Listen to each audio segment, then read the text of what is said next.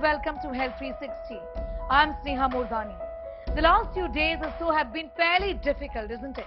It's getting really hot, and with the summers come certain health problems. In fact, the last time around also we spoke about various health concerns during summertime. This time also we're going to do the same. In fact, this is part 2 of our 3-part series on summer health. This is summertime.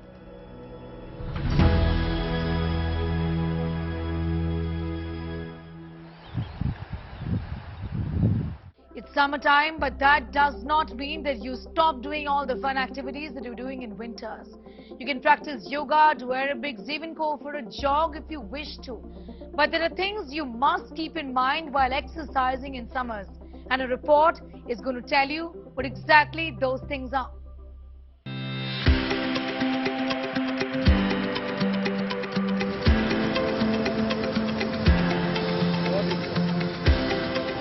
It's hot, bright and uncomfortable, and you simply can't get yourself to step out of your well-air-conditioned homes. You don't feel like going for a run. Who wants to sweat it out when the heat is already ensuring that? Does this sound like a familiar story?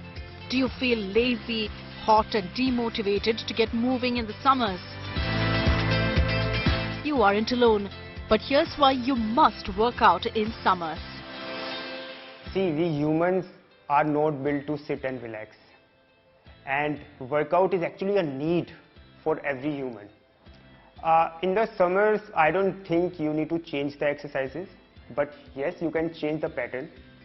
Summers are great for exercising because your body is already warmed up. Summers are also great because the pressure in your joints decreases during summer, which makes it easy for anyone to stay active.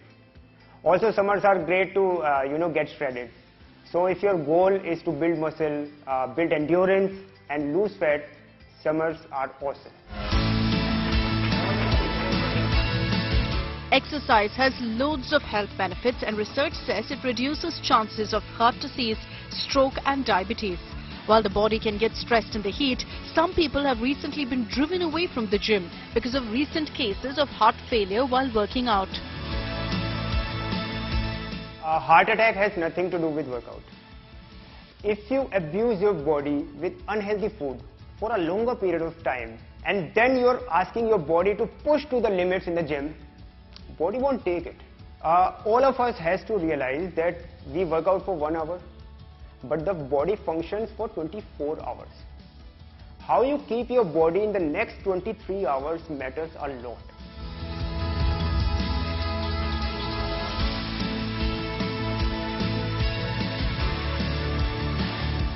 I would also like to say that every person should go and get its health checkup done before starting their fitness journey. Just because mercury is climbing doesn't mean you have to give up on your summer workout. Here are few tips to stay cool and active during the summer workout. Coming back to the summer heat, there's a list of do's and don'ts while working out in summers. Choose the right apparel. Look for dry, fit clothes, as they have the ability to dry very quickly, which is very helpful while sweating. As generally, cotton is preferred by a lot of people in summers. But cotton is good for casual clothing, but not for exercising, as cotton absorbs sweat and gets heavy. Our bodies are 50 to 70% water, and in summers we need more water to keep the body functioning properly, so you need to aim for at least 2 to 3 liters of water. In case you show any signs of dizziness, extreme thirst, nausea, cramps or dry mouth, etc., then immediately stop the activity and look for a cool spot to relax and drink a sports drink. Once you feel better, then try to rest or slowly start with the activity, but make sure to listen to your body. So in summers, if you want to work out in summers and you want to work out outdoors, then you should work out early in the morning or late in the evening. If you are working out after 10 AM or before 5 PM, then there are high chances of heat strokes. So if you are someone who likes to work out in the outdoors, especially in summers, then make sure that your workout should finish before 9 AM or 8 AM. During summers, the sun's heat is very intense, which can take a toll on your body. It's important to avoid being in the sun from 10 a.m. to 3 p.m. as the sun is the strongest at that time. During the workout, we are really active and we're giving 100% in the workout. But when after the workout, I would really say that, for the first 1 hour, we're a little slow because our body is tired, like really tired. So just for 1 hour, we're a little slow after the workout. But after like 1 hour, we are really charged up and good to go throughout the day. I think it's better to work out during the summers because winters you need to warm up your body, whereas in summers your body is already heated and ready to go for the workout. Winters you need to prepare yourself, you need to train your body before the main actual workout. Summers, the only drawback is that your body gets dehydrated pretty easily, so you need to have more liquid intake. That's the pros of actually working out during the summer. Regular physical activity is one of the most important things you can do for your health. Everyone can experience the health benefits of physical activity. Age, abilities, ethnicity, shape or size do not matter. What could possibly be more natural than Ayurveda? And in Ayurveda lies the answers to several of our queries surrounding our health in peak summers. Let's take a look at some of the kind of advice that is coming from experts who practice Ayurveda. According to our prakritis, like people who are more high on air element or more on vata types, they need even more hydration than maybe a kapha person who's more high on water and earth element. And then we have pitta people who have more fire element in them. They need the most of hydration in this period. So to put it in simple words, I would just say that you just need some detox herbs, some detox teas that you can simply make in your kitchen on a regular basis. Like especially the people with very low weight and who are not very regular with their routines, who don't have a fixed meal times, they can keep their hydration in check by making a simple infusion which they can soak in the night, like a ginger decoction with adding some cumin to it and some mint leaves in the night, and they can take it in the morning. For them, taking a little warmer stuff will be much better for hydration than just a little colder one. Whereas for the pitta people, it will be better to go more with rose and cumin and fennel teas. We can even add some cucumber slices to your water infusion. And simple thing to do, just drink it in the morning once you get up, even before brushing. You can just divide it based on how you look. So there are 3 body types, which we can identify. Someone who's very lean and the body is generally very dry, more prone to constipation, doesn't follow a routine, is more of a vata kind of a person. And pitta people are more who are like medium weight, who are more fiery in nature, they tend to get more into short tempers, cannot tolerate heat for a long time. All this comes under pitta.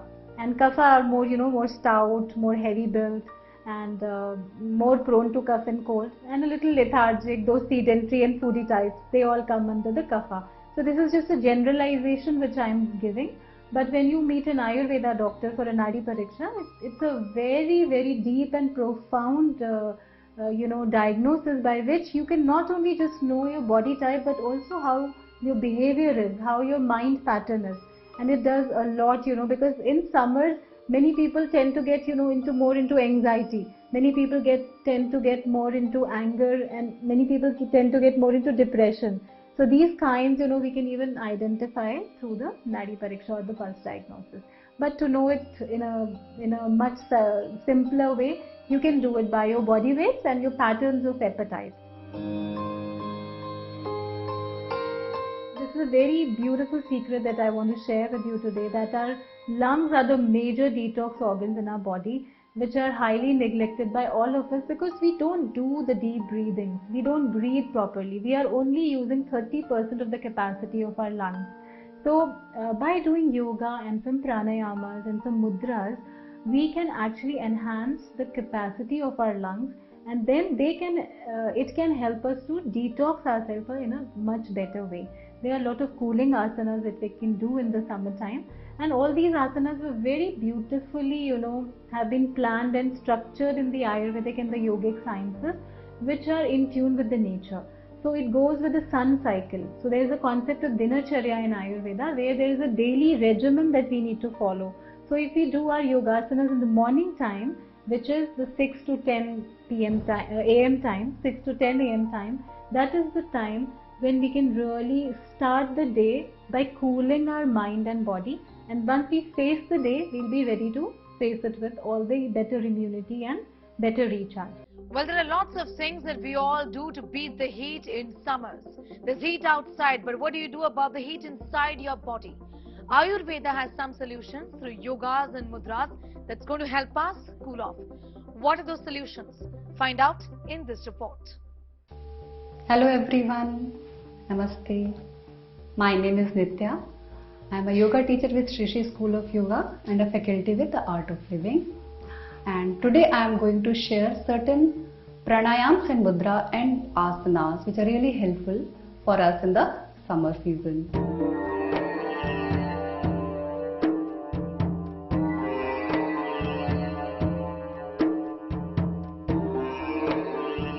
So the pranayams which we are going to learn today are Shitali Pranayam, Shitkari Pranayam and Bhramari Pranayam. So let's start with Shitali. So Shitali Pranayam, as the name suggests, Shital means cold or cool, and summers are all about warm and anxiety and stress, isn't it? So what we are going to do, let's learn it together. We are going to stick out our tongue and make a tube of it like this.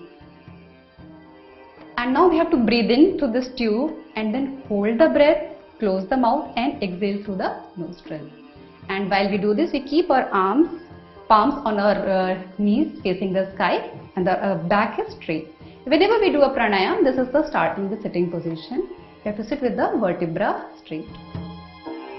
This pranayam actually brings the temperature down. The body becomes cold and the mind becomes settled. But there are certain people who cannot roll their tongue. They are not designed like that. So there is an alternative pranayam which is called Shitkari Pranayam.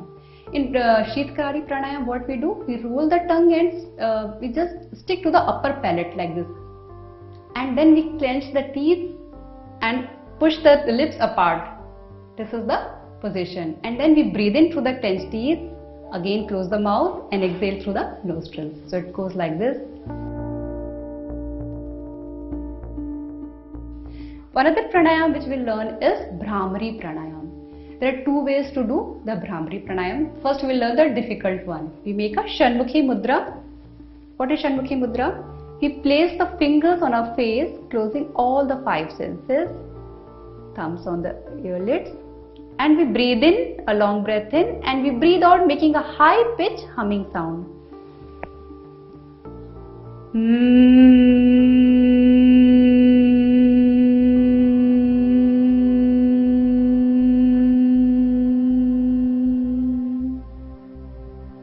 And we can continue, we can repeat it 5 to 6 times or 3 to 4 times as we wish.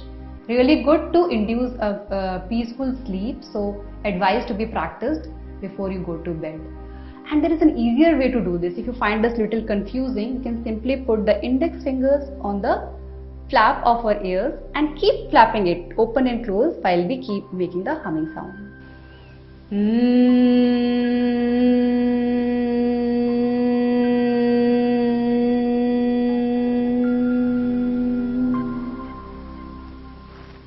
Apart from the pranayam, there is also a mudra which you can practice, and this is called pran mudra. And how we make this pran mudra?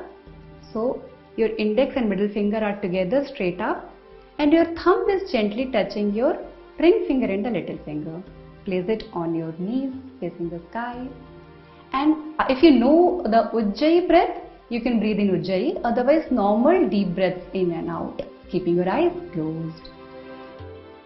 So once we do these pranayams and mudra pranayam, we can do a couple of asanas as a closure to this cooling down yoga practice. The first asana would be the Shishu Asana or the child pose. The starting position for this is Vajrasana. We sit on our heels, the spine erect, and we gently place the palms on the yoga mat in front of us. As we breathe in and breathing out, we slide the hands in the front, slide the whole body down and place the forehead on the mat. Stay here and keep breathing. Ensure that your hips are not lifted off the heels. A really good asana to relax your body and mind together. Slide your hands towards up and sit straight.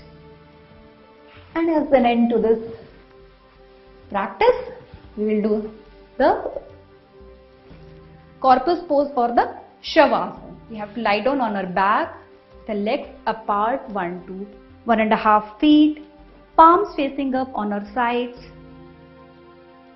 body relaxed, eyes closed, and still like a corpus.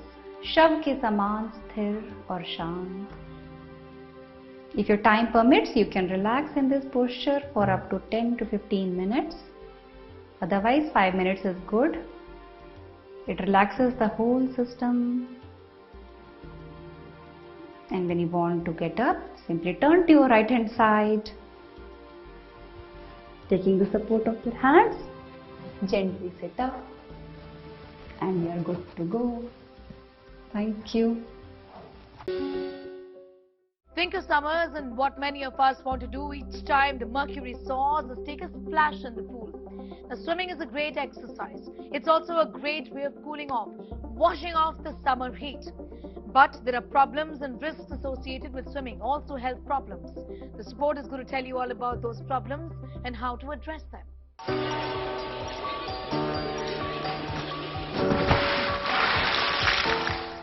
Splash into the summers with one of the best cross-training exercises of all time, swimming. Swimming is not a mere water sport now, but a health regime that one should follow. The thought of plunging into an icy cold pool is enticing. So we may ask, summer is in the air or is it the chlorine? Let's dive into the pool with some caution. Recreational waters, including swimming pools, lakes and oceans, can sometimes get contaminated with bacteria and virus. Swimming in contaminated water can make you fall ill. Some don't even realize that they get sick from swimming, and it can take 1 to 3 days for symptoms to appear. Most of these illnesses aren't dangerous and go away in a few days, but they sure can put a spanner in your summer plans. Particularly called, there's a specific entity called as a swimmer's rash. So when it's like small blisters, they happen. So this happens with the contaminated water. So water as such has a lot of bacteria in it.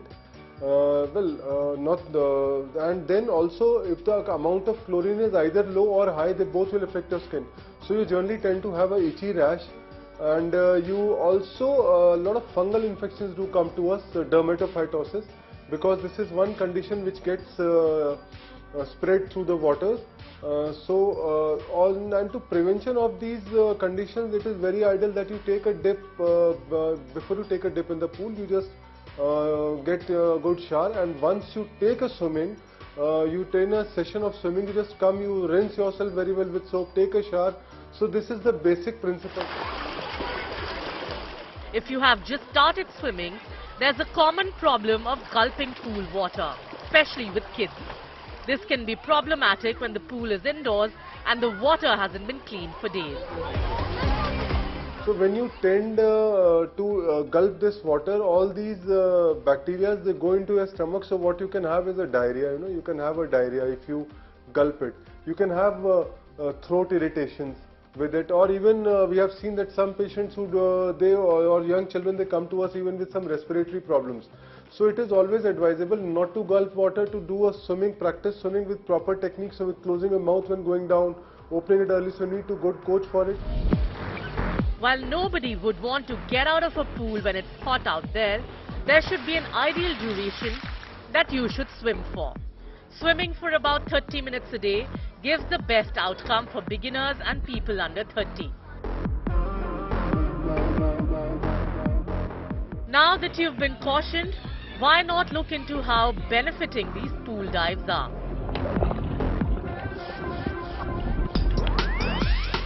Regular swimming improves the mental well-being. It is believed one does not get time to think much about their problems when they are swimming. Swimming as an exercise helps in releasing stress and tension in a go and gaining mental peace.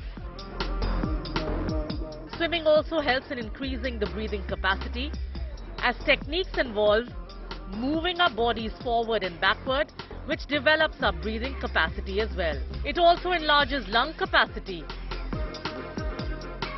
If you have a joint problem, then too swimming can help. When you're in water, it holds 90% of your body weight, which relieves stress from joints. Many medical professionals suggest going for cardio in form of swimming rather than in a gym. So more than having a fun summertime, swimming lets you deal with a lot of health problems, and that should be motivation enough for you and your kids to hit the pool. With Simranjeet Kaur Rainu, Bureau Report, India Today. How to choose a sunscreen and apply a sunscreen. Did you know that your sunglasses are just not another accessory? They need to protect your eyes from harmful UV rays. We're telling you about the common mistakes we all make during peak summers, the do's and don'ts these summers.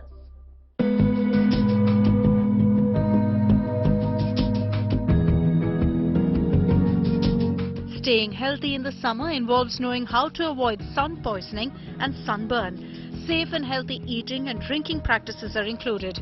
We're telling you exactly what the most common mistakes in summers are and how you can avoid them. Though it may be tempting to enjoy the summer months outside, it's important to not overstay your welcome in the hot summer sun. Doing so can increase the risk of sunburn, sun poisoning and skin cancer. Here are things you must keep in mind before you use a sunscreen. Adults should wear a sunscreen with no less than an SPF 15. Sunscreens should also be broad spectrum. This means they have the ability to protect against both ultraviolet A or UVA and ultraviolet B or UVB. UVA is what makes the skin age and UVB is what burns the skin. But if you do end up with a sunburn, do not use ice cubes. Sunburns can react to extreme cold. Do this instead. Putting a cold, damp towel on the skin for 10 to 15 minutes a few times each day. Applying a moisturizer with aloe vera or soy. Drinking extra water, leaving blisters alone. Sunglasses do much more than complement style during sunny days. Look for sunglasses that block out 99 to 100% of both UVA and UVB radiation. Lessen the risk of foodborne illnesses by keeping hands washed and cleaning prep surfaces and appliances. Cook and hold meats to their proper internal temperature as well.